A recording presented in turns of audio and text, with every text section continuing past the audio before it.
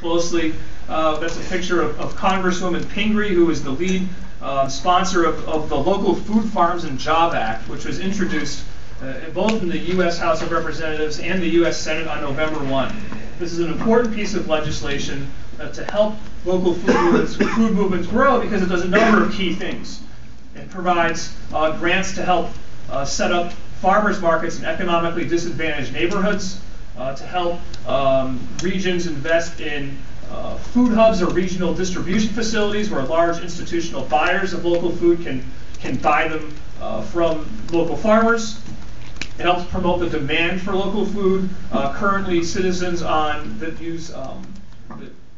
need food assistance programs, they used to be called food stamps, now they're called SNAP and WIC.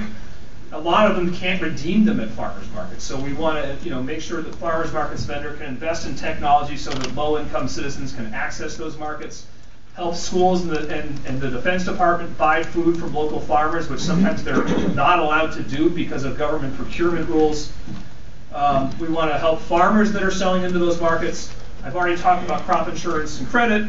There's a number of important rural development programs within that legislation. There's also a program that helps organic farmers that want to get certified, defray the cost associated with getting certification.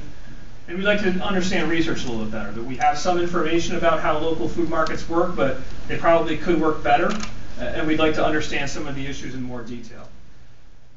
So one of the, I guess this is just one of the concluding comments that I have is, one of the things that's most particularly important about local food markets is the way in which the markets induce better shopping decisions relative to what we've seen elsewhere. And in fact, research has found that consumers at farmers markets eat a greater degree of healthier food than they do when they're shopping at other types of venues.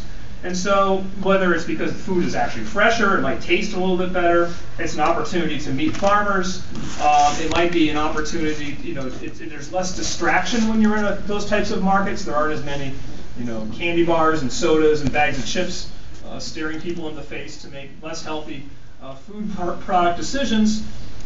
These are the types of markets that we want to see farmers continuing to access, and the types of markets that we'd like to see expanded, and we'd like to see these types of initiatives move forward so that we can see the next generation of farmers emerge in the United States. And this is just the concluding slide I have.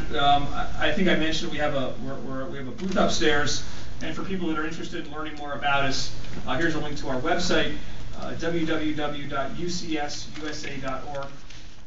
That's ucsusa.org. You can get our reports and find about our advocacy efforts as we try to push this legislation going forward.